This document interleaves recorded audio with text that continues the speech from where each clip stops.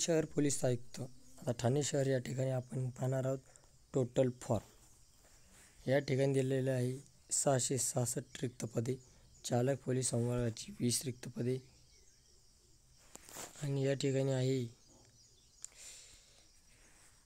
शिपाई पोलीस शिपाई या पदासाठी एकूण 38,078 अर्ज आणि चालक या पदासाठी 1527 अर्ज.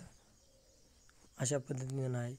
शिपाईला 38,078, चालक शिपाईला 1527 आणि 19/7/2024 ते 27/7/2024 रोजीपर्यंत कागदपत्रे पडताळणी आणि शारीरिक चाचणी मोजमाप घेण्याचे वेळापत्रकानुसार आहे.